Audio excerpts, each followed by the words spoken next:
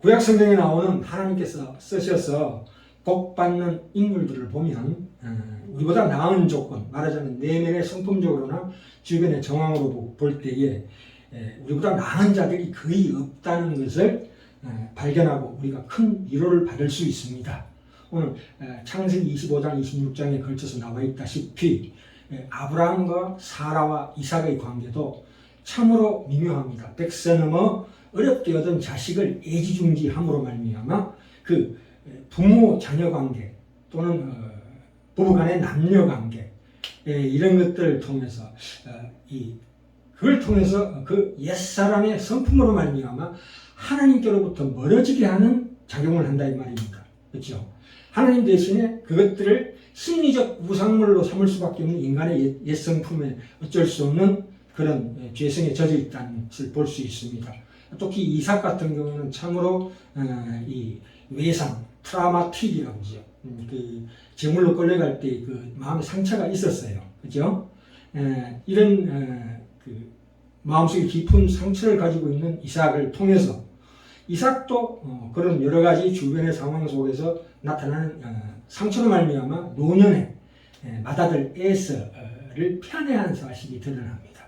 그래서 그가 그 사냥한 고기를 탐하는 이삭의 모습에서 우리가 그것을 발견할 수 있습니다. 우리가 이 축복받은 사람, 그것은 신자죠. 말하자면 그 신자에게는 이유 있는 고난과 이유 없는 고난이 있습니다. 이유 있는 고난의 대표적인 인물이 야곱입니다. 야곱의 생애 중에 가장 중요한 것은 그가 뿌린 씨를 돌이킬 수 있을 때 다 그 열매로 본다는 사실입니다. 이 이유 없는 고난의 대표 주자는 욥이라고 볼 수 있죠. 욥 같은 경우는 이유 없는 하나님께 고난을 주신 거지요. 일테면 이런 거지요. 사고 났는데 감사가 왜 나옵니까? 그건 하나님께서 병 주고 약 주고 하셨다는 거지요. 쉽게 얘기하면 그것은 심판이 아니고 영적인 수술입니다. 그 본성의 더러운 것들을 뽑아내고자 하는 더 높은 경지로 우리를 인도하시고자 하는 하나님의 특별한 섭리입니다. 이 두 가지가 있죠. 이유 있는 고난과 이유 없는 고난. 그런데 오늘 이유 있는 고난, 이 야곱의 생애에서 볼 수 있다시피 이의 상황에서 이유 있는 고난의 상황에서 특별히 우리가 유념해야 될 것은 뭐냐면 이거를 너무 인과응보적으로 보지 말라 이 말입니다. 이를테면 심은 대로 거두는 법칙으로만 보지 마라. 또 한 가지는 다양한 사회와 가정의 구조 요인들이 있기 때문에 이 사람들이 어쩔 수 없이 그렇게 할 수밖에 없는 상황들이 있었어요. 일부 다처제라든가 이런 것들을 통해서. 그런데 이 모든 것들을 아우르는 하나님의 경륜이 섭리적 차원, 그것을 우리가 함께 생각하고 묵상하고 그것을 삶에 적용하고자 하는 통전적 시각, 그러니까 전체적인 시각이 있어야 된다 이 말입니다. 우리가 아까 서두에 신자는 축복받은 사람이라고 그랬는데 그럼 저주받은 사람은 어떤 사람이냐? 그 누가복음 16장 19절에서 31절에 나옵니다. 애초에 거기 보시면 거지 나사로와 부자의 관계가 나오는데요. 거기 보시면 누가복음 16장 27절에 이 부자가 낙원에 가서 무슨 얘기하냐면 가로되 그러면 구하노니 아버지여 나사로를 내 아버지의 집에 보내소서. 내 형제 다섯이 있으니 저에게 증거하게 하여 저희도 이 고통받는 곳에 오지 않게 하소서. 아브라함이 가로되 저희에게 모세와 선지자들이 있으니 그들에게 들을지니라. 가로되 그렇지 아니하니이다. 아버지 아브라함이여 만일 죽은 자에게서 저희에게 가는 자가 있으면 회개하리이다. 가로되 모세와 선지자들에게 듣지 않으면 비록 죽은 자 가운데서 살아나는 자가 있을지라도 그것은 되지 않는다 이 말입니다. 안 된다. 저들에게는 선지자가 있다. 그들이 이 말을 듣지 않으면 죽었다가 깨어나서 얘기해도 모르는 법이다. 이렇게 아브라함이 얘기했습니다. 우리가 알다시피 자꾸 뭔가 보여줘야 믿겠다는 것은 저들이 유치하니까 기적과 이적을 베풀어 주시되 그 기적과 이적 자체는 우리를 거룩한 곳으로 이끌지 못한다는 것이 역사를 통해 증명되었습니다. 애국에서 가나안으로 갔는데 그 가나안 땅에 적합한 사람으로 만드는 것이 목적이다. 가나안을 얻게 하는 것보다도 더 나아가서 그 가나안에 살 수 있도록 하나님께서 인간을 만들어가는 그것이 하나님의 계획이고 목적이다.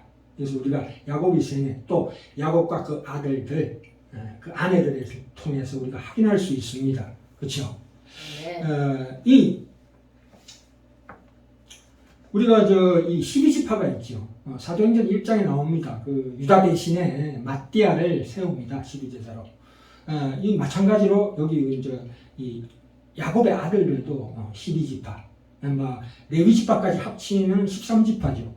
레위지파는 이제 하나님의 성막의 주변에 그 봉사하는 직무를 가지고 있는 제사장 계열이죠.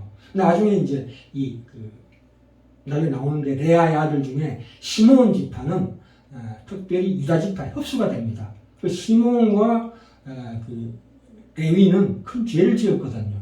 34장에 창세기 34장에 보시면 디나가 강간당했을 때 세겜 족속들을 싸그리 죽여버리고 그들을 노략한 죄가 있기 때문에 시므온 지파는 흐지부지 유다 지파에 흡수가 됩니다. 근데 레위는 이제 나중에 금송아지 시내산에서 십계명 받을 때 그때 레위 지파가 특별히 그 지파만 특별히 아론 지파죠.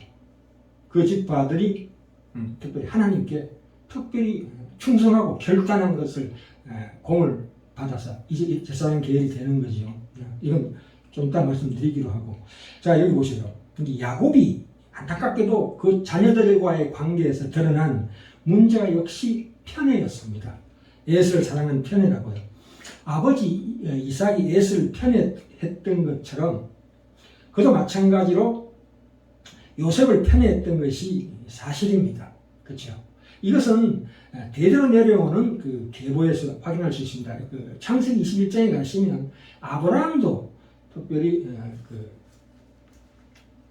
이삭을 편애해가지고 그 후처 하갈에게서 난 이스마엘, 그 사라의 질투심으로 인하여 그들을 광야로 내어줬습니다. 그것이 21장에 나옵니다. 21장에 보시면 보세요.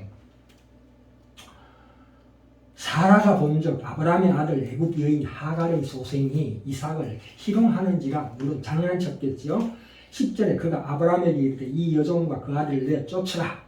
이 종의 아들은 내 아들 이삭과 함께 기업을 얻지 못하리라. 그랬을 때 아브라함이 근심했을 때 하나님께서 나타나셔서 12절에 사라가 내게 이른 말을 다 들어라.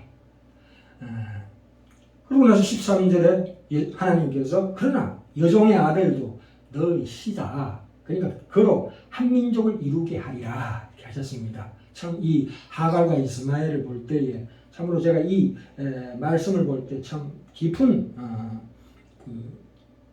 눈물을 흘렸습니다. 보면 아브라함 브엘사바의 들에서 방황했습니다. 그를 내가 쫓았어요. 그랬을 때 그 참 가죽 부대에 물이 다한지라 15절에 그 자식을 떨기나 나무 아래 두며 가로되 자식의 죽는 것을 참아보지 못하겠다 하고 한바탕쯤 가서 마주 앉아 바라보며 방성되곡하는 하갈의 모습을 봅니다. 그때 하나님께서 나타나셔서 두려워하지 말라. 그 아이를 일으켜 내 손으로 붙들라. 그로 큰 민족을 이루게 하리라. 그래서 하나님께서는 이 아브라함과 이삭뿐만이 아니라 이 하갈과 그 자식 이스마엘도 축복하시는 걸 볼 수 있습니다. 이런 하나님의 그 깊은 사랑을 우리가 보셔야 합니다. 보시면 야곱도 요셉을 제외한 그의 아들들은 야곱이 어릴 때 경험했던 것과 유사한 박탈감과 상처를 경험하게 됩니다. 이로 말미암아 여러 가지 문제 행동들이 나타나게 되지요. 그죠? 그것은 야곱의 편에서 일어난 사건입니다. 이 옛 성품이 아직 철되지 않는 관계로 대를 이어 전수되는 질긴 말하자면 기질적 성격이 나타나게 되는 거죠. 이게 그걸 통해서 야곱 가족들, 레아와 라헬, 그리고 그 아들들 가운데서 두려움과 불안, 어떤 거짓과 속임수, 그 편애와 집착, 질투와 경쟁으로 인하여 참으로 많은 사건들이 일어납니다. 그죠? 이것은 사실은 아까도 말씀드렸지만 그 사건을 허락하신 하나님을 봐야 합니다. 이렇게 해서. 뭐 인과응보적으로 그렇게 됐다. 그리고 말이 됩니다만 그것을 뒤에서 하나님께서 허용하셨다는 것을 우리가 깊이 봐야 합니다. 또한 그 당시에 다양한 시대적 상황도 봐야 합니다. 그 구조적 요인에 의해서 말하자면 일부 자의반 타의반으로 이 야곱은 라반의 집에서 라헬을 하고 결혼하고 싶었지만 어쩔 수 없이 일부 다처제로 인하여 레아를 선택할 수밖에 없는 그런 상황이 초래됩니다. 거기다가 라반의 그 왕성한 물질력 이런 것들이 함께 겸하여 일어난 사건이라고 볼 수 있습니다. 이걸 우리가 객관적으로 바라볼 수 있는 눈을 가져야 합니다. 네. 전체적으로. 그래서 가장 중요한 것은 그 야곱의 그 성숙되지 못한 자아에 있습니다. 그래서 하나님께서 이 야곱을 49장에서 비로소 그의 모든 마음속에 있는 옛 성품을 어느 정도 하나님께서 다 처리해 주십니다. 요셉의 사건을 통해서. 그래서 우리가 다양한 각도에서 봐야 한다 이 말입니다. 이 하나님께서 이 야곱의 가족들을 통해서 그 마음속에 있는 그 내적인 치유와 성숙이 하나님이 그 보이지 않는 하나님의 섭리에 의해서 어떻게 이루어지는지를 우리가 잘 봐야 합니다. 그렇기 때문에 어떻게 그런 것들이 이 가족에 대해 품으신 하나님의 그 계획, 이 성취되는 과정과 맞물려 있는지 확실하게 보셔야 된다 이 말입니다. 네. 오늘 그러면 34장으로 가볼까요? 레아의 아들 중에 시므온과 레위가 저지른 죄악된 결과가 나옵니다. 34장 1절 레아가 야곱에게 낳은 딸 디나가 그 땅 여자를 보러 나갔더니 휘 조속 중 하몰의 아들 그 땅 투장 세겜이 그를 보고 끌어들여 강간하고 욕되게 하고, 그런데 이 세겜이 그래도 양심적으로 4절에 내 아내로 얻게 하여 주시옵소서 이렇게 얘기했어요. 야곱한테. 근데 야곱은 잠잠했어요. 왜? 이런 사건들을 여러 번 당해봤기 때문에 이제 심사숙고하는 거지요. 심사숙고. 그 오랫동안의 내공이 있는데 이 야곱의 아들들은 그렇지 않고 7절에 보시면 힘이 노하였다. 그죠? 8절부터 12절 사이에 이제 서로가 이제 뭐라고 해요? 함께 살자 이런 대목이 나옵니다. 그래서 야곱의 아들들이 그 세겜 족속들을 들어준 척하면서 그들을 속입니다. 야, 니들도 할례 받아라. 할례 받으면 우리가 함께 할 것이다. 이렇게 속여서 24절에 보시면 보세요. 이 할례 받은 모든 남자를 25절에 시므온과 레위가 각기 칼을 가지고 가서 부지 중에 성을 음습하여 그 모든 남자를 죽였다. 그리고 27절에 그것들을 그들이 성에 가서 모든 것들을 노략했다고 나옵니다. 참 이 엄청난 사륙을 저질렀고 노략질을 했습니다.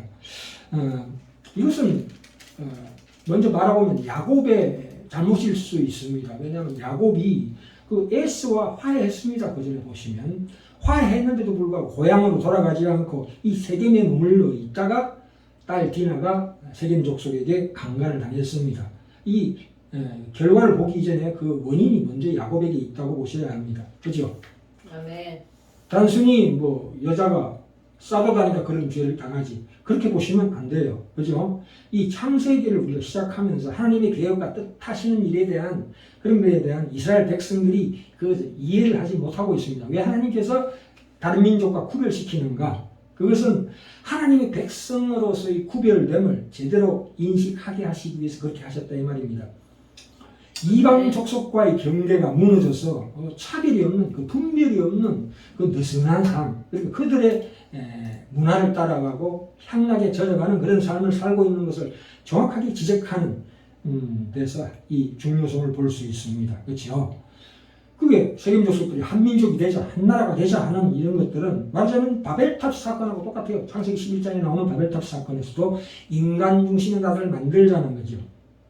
하나님 없는 인간들이 주인이 되는, 그러면 하나님께서 보시기에 그렇게 되면 그 파멸밖에 없다는 것을 분명히 하나님께서 아시고 그들을 흩으심으로써 다시 하나님의 나라를 세우기로 하신 것이 아브라함을 부르고 이삭을 통해서 야곱을 통해서 하나님께서 이스라엘이라 부른 그 이유이기 때문입니다. 그렇죠? 네. 하나님께서는 구별된 민족을 만드시길 원하십니다. 인간이 만든 세상 나라와 하나님께서 만드신 하나님 나라의 구별이다. 그죠? 네. 이거는 특권이 아니라 하나님께서 이 죄악된 인생에 찾아오셔서 우리를 불러내시고 작정하사 복 주시는 나라를 상징하는 겁니다. 대표하는 의미에서 구별되는 것이다 이 말입니다. 네. 이 일에 대해서 야곱도 그렇고 그 아들도 전혀 그런 이해가 없습니다. 지금 상황에 이 사건에 보면 오직 자존심과 복수심으로 가득 차 있습니다. 우리의 본성적인 반응, 그 혈기, 그 이해관계에 대한 그 실패한 인생을 삽니다. 그것은 우리에게 큰 거울이 됩니다. 그죠? 아까 시몬과 레위가 앞장서서 이들을 살육하고 또 노략질 했다는 것을 봤을 때 이 시몬과 레위가 레아의 아들들이거든요. 하나님께서는 특별히 오늘 제목이 레아를 하가를 축복하신 것처럼, 그러나 하가라고는 상황이 다르죠. 레아는 본처입니다. 레아를 축복하시고 위로하신 하나님. 왜냐하면 레아의 자녀, 특별히 네 자녀 속에서 유다 지파가 나오고 레위 지파가 나왔습니다. 왕과 제사장의 그 계보가 이어지는 거거든요. 그래서 야곱은 비록 라헬을 사랑했지만 하나님의 뜻은 사실 어떻게 보면 레아에게 있다고 볼 수 있어요.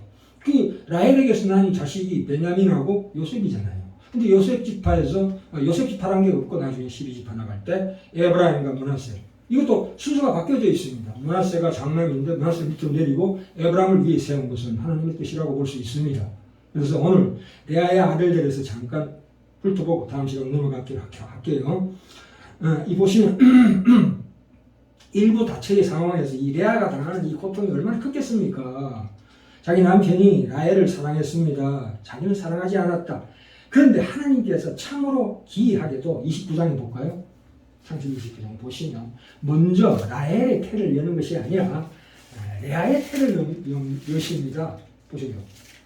그 31절을 보시면 창세기 29장 31절 여호와께서 레아에게 총이 없음을 보시고 그의 태를 여셨으나 라헬은 무자하였더라. 그래서 레아가 잉태하여 아들을 낳고 그 이름을 르우벤이라 하여 가로되 여호와께서 나의 괴로움을 권고하셨으니 이제는 내 남편이 나를 사랑하리로다. 자기가 첫 아들을 낳았으니까 하나님께서 야곱이 나를 사랑하지 않겠는가? 내가 아들을 낳았다. 보라 아들이라. 이 뜻이 르우벤이라는 뜻입니다.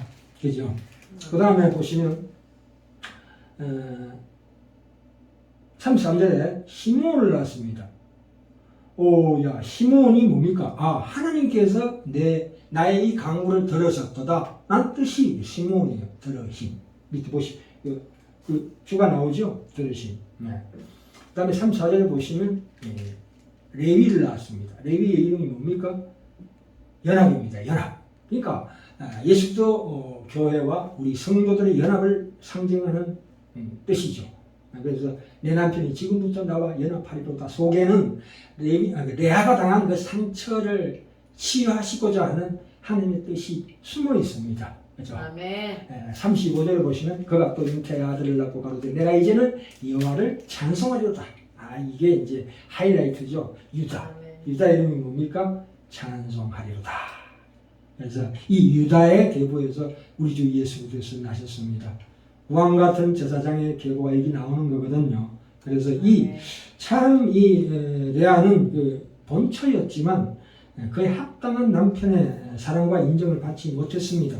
그러나 우리는 하나님께서 이처럼 불행한 레아에게도 레아를 특별히 이제 보호하시고 위로하시고 돌아보셨다고 하는 사실을 이 성경에서 읽을 수 있습니다. 그죠?